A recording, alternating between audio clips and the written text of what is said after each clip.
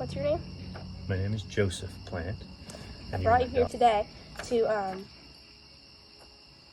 interview you about your time in the military. So the first question is, where were you born? I was born in Hanover, New Hampshire. Why did you join, and where did you serve?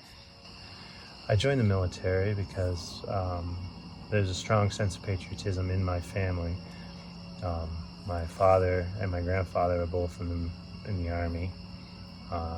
And after September 11th, I was a sophomore in high school to join and fight for our freedom. What were your parents' or siblings' feelings about you joining the service, and who did you leave behind? My father and I were both deployed together. My father, when we were deployed, my father was an E6, which is a staff sergeant. I was a specialist, which is an E4. And we left my mother and my brother in the United States while we were deployed to Iraq. Okay. What was the hardest part about it? Oh, well, it was a 6-month AIT, they call it in the military, which is your schooling for your MOS. And that was the hardest part about it was we started with 47 of us in the class. We only graduated 14 of us because it was a really quite a tough test at the end that we had to take, the physical part of it. So. What was your most vivid memory of when you were? When I learned how serious the drill sergeants were and things were, I had one of the first times I was in the dining facility in the morning. See, our drill sergeants, until we passed our final physical test, we weren't allowed to have any sweets or anything like that, right? Just what they fed us for our meals. And we had one private who decided he wanted to try to take Danish one day. Well, the drill sergeants didn't think that was very funny, so they went through and the drill sergeant picked up a whole bunch of the Danishes and he walked right over to the private and dropped them on the table in front of him and said, "You're going to sit right there and eat every single one of them, thinking you're special, unlike the rest of us." So we made the private sit there and eat every one of them, and then he took him outside. There's a big window in front of our dining facility, and he had him start doing push-ups until he vomited. Oh. Yeah, it was. Wow.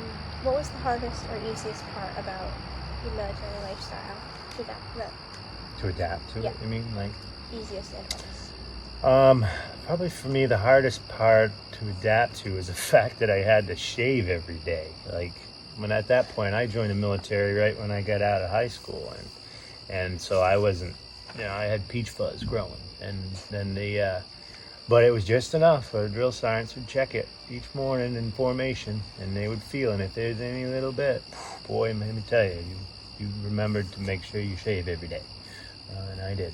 That was the hardest thing. And then the easiest thing for me was, other than that, was just the routine. It was pretty simple for me to slip into the routine and the schedule of the military life. And that's something I miss to this day, actually. Do you recall the day deployment ended, and where were you when it ended? Yes, I remember very well, even though it was next year, it'll be 20 years since I was deployed. And the day that our deployment ended, of course it's a great day, but we had all the stuff packed up, and they sent it into some 18-wheeler trucks that brought it to Kuwait City, which is where we ended up going to fly out of. And then we flew home, and we went from Kuwait City. It was 120 degrees Fahrenheit, and when we flew into Bangor, Maine, it was negative 15 degrees Fahrenheit. Pretty amazing what the human body can withstand. Big difference. Big difference. And then, and we got back right before Christmas. It was like a week and a half before Christmas. That's nice. How did you readjust to civilian life? Did you work or back to school? Yeah, I ended up. Because before I went into the military, because I did Army National Guard, which is what my father was in as well. So I was, it's 2 weeks a year and 1 weekend every month. But I ended up I signed up for 8 years, and I did 4 of those 8 years actually ended up active duty because of my training and my deployment. Ended up being 4 years of active. So I ended up, prior to going into the military, I had started the apprenticeship program as an electrician, and so when I got back, that's what I continued. What messages would you like to leave for future generations who will view or hear this interview? That our country needs a strong military, especially in the way the world is right now. Is there anything else you would like to talk about that we haven't covered yet? No, I think Thank you for your time, and hope you have a good rest of your day.